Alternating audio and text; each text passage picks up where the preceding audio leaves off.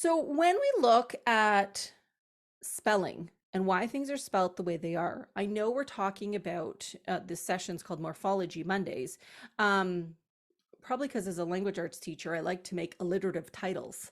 But really, we're talking about orthography. We're not just talking about morphology. And in the little videos that I've been building, it truly is about understanding how the history or the story of the word can sometimes be the key that unlocks the understanding of why a certain thing functions the way it is. So we can't just isolate in on one of these parts. We have to look at all the parts. And sometimes it makes more sense to spend a lot of time and energy looking at the morphology. And then there's other times where it makes a lot of sense to dig into the etymology, because that's going to help us understand the why. So today's chunk of time together comes from a question from last time that we were together in December. And we were talking about building different words and within a family, and how sometimes the pronunciation of the base changes depending on what's added to that base, the prefixes and the suffixes. And so the question came out, so why does that happen? Why does pronunciation change within a word family as we're adding those bits, those pieces, the morphemes, if you will, to the word? So that's what we're focusing on for this chunk of time together. So, friends, let me tell you, this rabbit hole was deep and expansive. Oh my, I tried to boil it down into some easy to understand parts, and I understand fully how if this is an area that you're not super confident in, or you know, I'm doing it because I'm supposed to do it, but like I don't have time for this. I don't have time for this, Charlie. I understand, because I started looking up content around this word, and I had to walk away, and I had to come back, and I walked away again, and I came back because it was big. And so I'm hoping that through sessions like this, and other resources that we can share, that we can simplify the process a little bit, because I do not have a degree in etymology. I do not have a degree in linguistics. I'm a language arts teacher by trade, who happens to enjoy learning about this kinds of things. So I used the Real Spelling Toolbox, as well as the online dictionary, Edym Online, for the bulk of the content today. The Real Spelling website and the Real Spelling Toolbox are not what I would consider pretty places to go for information. But if you're looking to dig in, it's a paid access piece for, I want to say, the toolbox, not the Real Spelling. One of the two you pay for. I bought a lifetime membership because I was like, this project is never going away. But not all of the content in there is free, and some of it is a struggle to kind of get through. So we introduced this idea last time about narrowing down or sorting out our work or our investigation or our thinking in three areas. Can you use the word in a sense to represent its meaning? Like, do you know what the word means? Because you're not going to know if you're on the right track as you start to dig into the story or the pieces if you don't know what the word means. It's not going to be helpful. Then can you take the word and figure out how it's built? Is it a base with some prefixes and suffixes? Is it actually so a free base is a base that stands alone as its own word. A bound base is a word that has to have stuff attached to it in order for it to become a word. Some resources that you come across start referring those to roots, and so there's some conflation around terminology, I would just say. So just be mindful as you dig deeper into this. If you happen to decide to do that, there is some differences in how we label those bases. So I picked the word sign because that was the word that came up with this question. And we talk about how we always want to ground the words that we're looking at in some sort of a text or context for students. And so part of my rabbit hole digging was looking for um, a book or a story or a poem that had the word sign in it. But honestly, friends, I just kept coming back to this.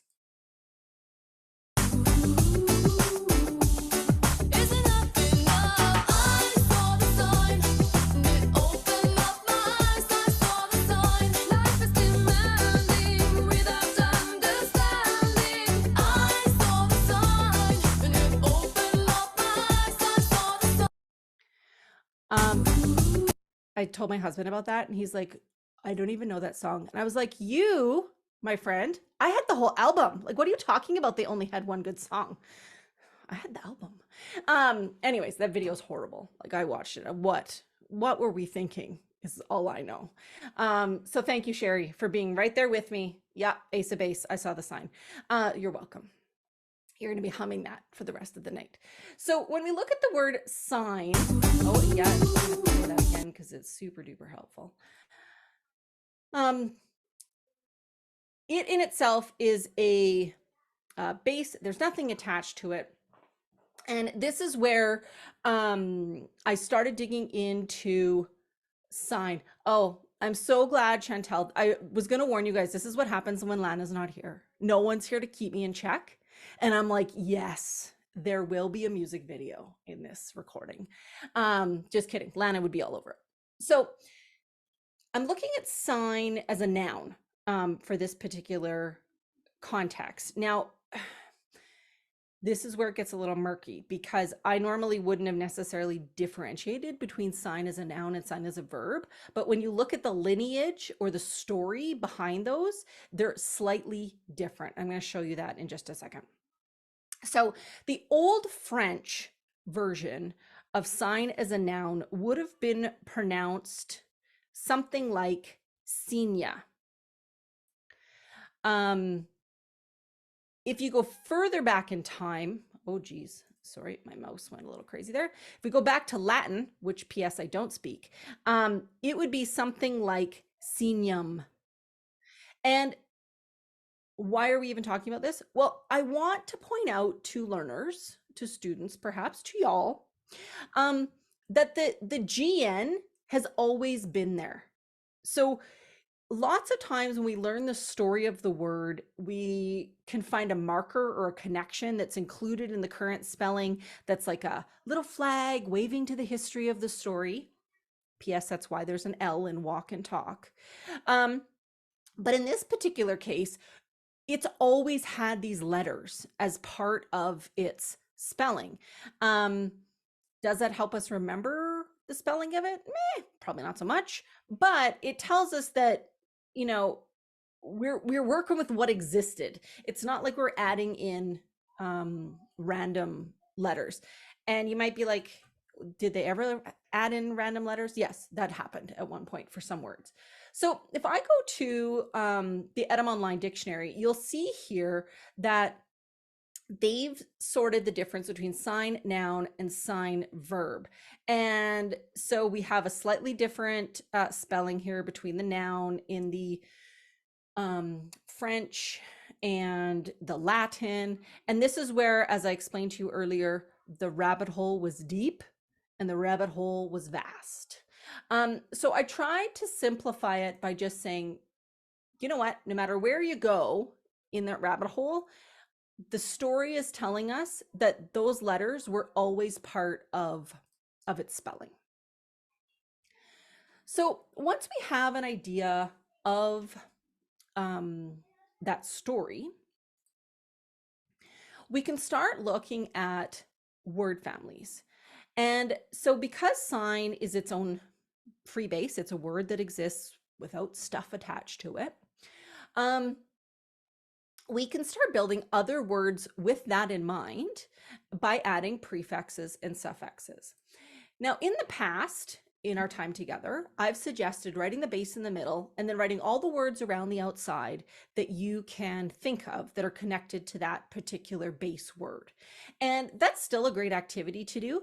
But another way that you can have students work with this is to introduce them to the concept of a word matrix. Now, this particular word matrix, I want to point out a couple of things. First of all, this word matrix that you're seeing right now is incomplete. It does not include every possible structure for the words with the base of SIGN sign. There is a website that's linked on this slide deck that I use to make this matrix. Again, it's not pretty, but it's functional. So if you're looking to build some matrices with your students, you can visit the mini matrix maker and plug it in as it tells you to, and it'll build this little red boxed matrix for you. You don't need to have a complete matrix, and you can always add to the matrix as your students start to discover or see other words that could be considered part of that word family. Remember, a word family is connected by meaning or definition and elements or spelling. The letters are going to match up. Okay. You always read a matrix from left to right. You don't have to pick a morpheme from each column, but if you start, so here we have RE, I can't skip here. And then this line here in the matrix is telling me I can't go RE and then add it to something up here. I have to stick in my little zone, basically. So I can make the word DE plus SIE is rewritten as DESIGN, sorry, design, or I can have redesign. You, as you know, when we start to bring parts together, there are changes that happen with bases and suffixes. This particular base word doesn't have that happening. So when you start to work with word matrices, you intentionally decide, am I picking a base word, maybe one that has that final non-syllabic E, or marker E at the end, that we know can make changes happen when we start adding other things to it. And at that point, you're changing how the students are interacting with the matrix, perhaps, and asking them, when is it that we have suffixing, the suffixes causing changes in how we're spelling or building the words. So you could offer to your students a word matrix and say, what words can you build from this word matrix? And so we have the base word sign here. So I could have, oops, my apologies. So I could have sign, SIGN, plus S, that's there, is rewritten as SIGNS, signs. I could have, let's see, AL as what I'm adding to SIGN plus AL is rewritten as SIGNAL, signal.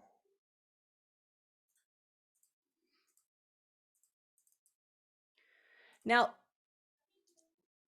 this is where you can decide how deep you want to go in focusing on certain things. So maybe you've spent a lot of time on the ed suffix to take something from present tense into past tense. And so I might pause and say, like, okay, so what is that suffix doing to this word? You'll notice here in this matrix, I have got sign, noun, and sign verb all living in the same place. You could separate them out if that made more sense to you and your learners. to take out the actions versus the nouns. Um, or you could have a conversation about how it's all connected and related, and how is it different? How is it similar? As sign as a verb versus sign as a noun. Then you get into things like RE plus SIGN is rewritten as RESIGN, and we have resign as the word. In this case, the prefix RE is acting like a negative, like a un, like UN, right? Not as in as in do it again, like you are seeing here.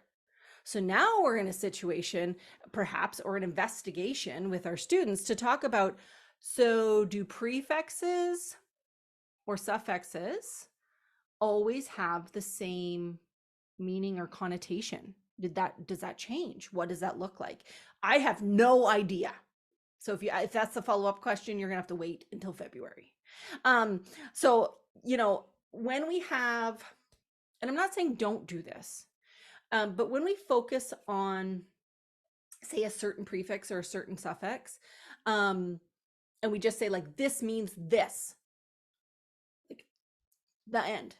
Then when you come to a situation where we have RE used in a different way, that makes you go, wait a second, that wasn't the rule. And now it becomes an exception. Well, maybe it was never an exception, and maybe we just didn't know all the parts that we needed to know in connection to that particular meaning. Again, as I'm doing this learning, I'm noticing that some suffixes and prefixes are like interconnected and interrelated, and so over time or in different situations, they all mean the same thing, they're just written with different letters. So again, this is not easy work, and it is messy, exactly what Chantal said, is messy work, but also kind of fun. Like, makes me think of science experiments that are, you want to do, but you don't want to do. How is the word sign and the word signature connected? Now, this is where, and again, my background knowledge is limited in this area, but part of my rabbit hole digging was trying to find that connection between sign and signature, and where is that connected? Somewhere back in the Latin land of things. That's all I can come up with. I don't have a better explanation than that, but we do have, Mary Beth Stephen is coming to do a 5-part series starting at the end of February, and I'll make sure that link is in the email follow up with the recording. If you're interested in doing some more digging with her, it's a lot like this, except she comes with like decades of classroom knowledge and work that she's done with her grade 5 and 6 students around inquiry into spelling and understanding spelling conventions. And like, she's even had her students make little commercials to explain spelling conventions, and it's pretty cool, the work that she's done with students. How is an assignment like sign? That might be an interesting question to pose to some older students. But again, we can use this matrix to help us build all kinds of words. So the task with your students might be, here is a matrix. How many words can you build? With the little caveat that if you build the word, you have to be able to use it in a sentence to show you know what it means. So a student might say something like, well, what about designate? Designate has to be a word because I'm going to use this column. No, I don't think that's a word, but maybe designate is a word. Is that connected to sign in some way? I don't know. That would be something to dig through and check out more. So I think what I love about word matrices and using them in the classroom is that rather than having SIGN as my spelling word, that's one word. I have, and I'm obviously not going to use a matrix this complex with my grade 1 students, but I could have signs and signing and signer and signed, and then maybe someone out there in the land of kids who know it all say, I bet signal and sign are related, so I'm going to add signal. I think this is how it's built, or something like that. And so I could have a teeny tiny little matrix. But my point is, rather than focusing on one word that is the word to learn how to spell, we've instantly opened it up to include multiple words. And there's no reason that this matrix couldn't exist as a spelling resource where your word wall once existed, or in their individual, like student dictionary things, notebooks. So we can use, that's totally fine, Claudette. Enjoy your evening. Take care. So we can use the matrix to help us stretch and grow the vocabulary development with our students and help them to start seeing the connectedness between the language and the words that we're learning in our classroom. I also hope that you understand as we go through this, if it's not clear yet, I am not an expert, nor are you expected to be an expert. It's totally okay to say, you know what? I'm not sure about that. Give me a little bit. Let me see what I can figure out and come back to it. When you start building and working with the word matrix, you are quickly going to know, and we talked about this last day, that you need to spell out the base with the letters. And the reason you're spelling out the base with the letters, which is something I'll admit I didn't do before when I worked with prefixes and suffixes, is because of our original question, which is the pronunciation changes as we add different pieces to the puzzle. And so it sounds silly, it sounds odd. We highlight the oddness of things. If we say sign plus AL is signal, well, that doesn't make any sense. Like so we say SIGN plus AL is rewritten as SIGN AL, signal. And we say it at the end once we've added all the parts in. Pete Bowers does like a whole workshop on spelling out loud. So this is not something you're going to pick up in the 3 minutes that I talk about it. But there is a form and a structure where students are acknowledging when that final non-syllabic silent E is being removed, and we're adding a suffix like ing. And so they say it out loud that there once was an E there, now the E is gone, and I'm adding my ing to the end of it. And that's all part of the spelling out loud process. So you're really emphasizing this idea of this is the base, this is the morpheme I'm adding to the base, and this is the magic that's happening to get the spelling over on the other side of it. So if I said to you, how do you say SIGN?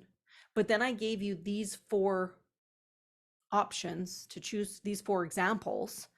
Well, we say it a little bit different in each one, right? So we have signed, designer, so the S has shifted to a Z sound, signature, and resignation. So we can't, we're doing ourselves a disservice in understanding spelling and the phonology attached to letter combinations, the graphemes, if we're saying the base word and then adding on the prefixes and the suffixes. So it's really important that you spell out the base when you're doing this work with students.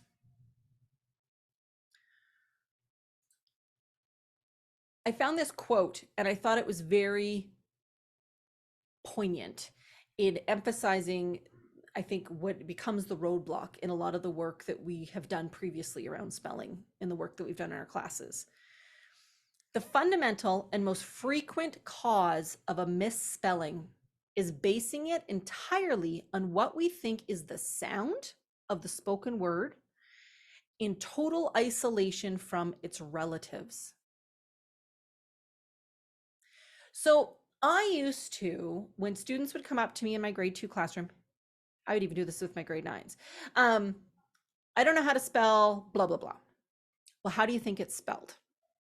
And we would go through and, oh, well, in this word, actually, the ch sound is being made by these letters. And we'd have like a little mini lesson around that thing. The whole time, I'm sure they were thinking, on with it already, Miss Craig, like just give me the word and how to spell it. But now I would probably follow up with, what are some of the relatives or what are the members of the word family is that word part of? Does that help us spell it at all? And maybe it doesn't, but it could be a really nice prompting question to use in addition to, how do you think, what sounds do you hear? What are some of the relatives you think are in its word family? Because if they know how to spell the word sign and they come up to me and ask me about how to spell the word signal, or they're spelling assignment wrong all the time, or whatever, bringing it back to what the relatives are might be a really great way. So if we come back to signature, and it's often misspelt with an I, right? Signiture by students who aren't necessarily understanding things. So if I said the word sign is its base, does that help you build it? Maybe it doesn't. Are you familiar with the word signate? Or is ITE a suffix that we've studied? Does that make sense for it to be there? Like there's just other prompting questions that we can use to help to get students thinking about their errors beyond the sounds. And it might feel wonky at first. And so maybe you build yourself a little, cheat sheet question. What sounds do you hear? What are some relatives in the word family? Does that help you spell it? You, of course, do some background work. This is not where you start, friends, with that. So this is the longest answer ever to the question that we started with. Why does pronunciation change within a word family? Well, the simple answer is when we're adding affixes to a base word, it changes the syllable stress. And when we change the syllable stress, it means we're changing pronunciation, because we can't ignore the phonology part of orthography. So that's why it's not just studying morphology, a word and its parts. We have to understand the role that phonology plays and how we pronounce words. Additionally, I really liked this fun fact. As we add syllables to the base, we tend to reduce the length of the vowel in the base. So in the base, we have a long I, we add a couple of things to it, and now it becomes a short I in the word signature. So the more stuff you add, the more bling you add to your base word, the more likely it is that you're going to shorten that, the vowel sound that you're hearing in the base. Now, I'm going to say that, and someone's going to reply with like, but what about this word? Notice it says we tend to. This isn't the I before E except after C, and then let me list you 6 million exceptions. No, it's just like a general guideline. As you add stuff, we like to be concise. It's a reason why functional words, which are often our high frequency words, are not pronounced the way we think they're going to be pronounced because we truncate them in our speech so that we can get through the stuff we're trying to say. We tend to usually make sure that we are saying content words clearly in our speech. And the other ones, the to, the thes, those kinds of things, we drop off or shorten as we're talking.